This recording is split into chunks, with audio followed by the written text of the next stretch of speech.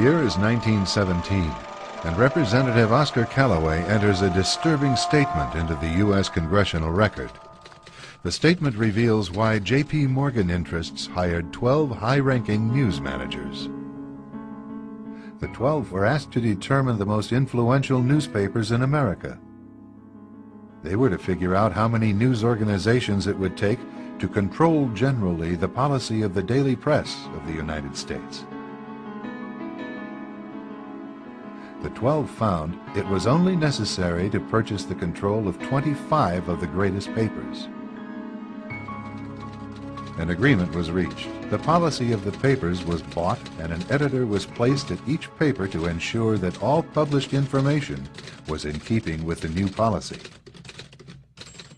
Soon, that policy would be defined by a front group formed by J.P. Morgan and his colleagues.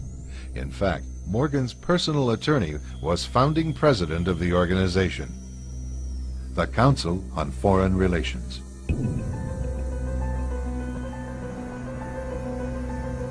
Today, the CFR maintains that its goal is to increase America's understanding of the world. However, the actual objective of this highly exclusive club is revealed by the rare admissions of the insiders themselves. In the early 60s, a Georgetown University professor collects information for a book favorable to the network of powerful men who founded the CFR. For 2 years, Professor Carroll Quigley is allowed to examine the confidential papers and secret records of this network. Quigley reveals that these men aim to create a world system of financial control in private hands, able to dominate the political system of each country and the economy of the world as a whole. In short, they seek total and quiet control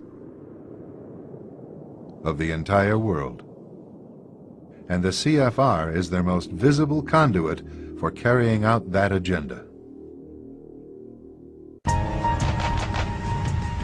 CFR members include America's wealthiest tycoons, as well as the highly placed elite in government, academic institutions, tax-exempt foundations, and the establishment media. Ruling Class Journalists, written by Richard Harwood, describes the CFR membership as the ruling establishment in the United States. The Washington Post article boasted that news reporters who are CFR members do not merely analyze and interpret foreign policy for the United States, they help make it. Who are these policymakers? Many of their faces are familiar. NBC's Tom Brokaw, CBS's Dan Rather, ABC's Barbara Walters, Jim Lehrer of PBS, William F. Buckley of National Review, media mogul Rupert Murdoch, owner of the giant multifaceted News Corporation. These media heavyweights, and many others like them, are members of the CFR. Powerful corporations are also invited to become members.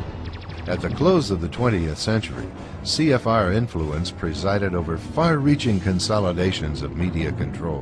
In 1995, CFR members Michael Eisner of Disney and ABC's Thomas Murphy merged their media empires. Soon after the merger, the Disney-ABC empire becomes a CFR corporate member. In the year 2000, the world's largest internet service provider, America Online, joins forces with Time Warner, one of the world's largest news organizations. The CEOs favoring the move are CNN's Thomas Johnson and Time Warner's Gerald Levin, both CFR members. Once again, another media giant is created under the shadow of CFR influence. Today, an elite handful of individuals define the agendas that are supported by the empire of establishment news.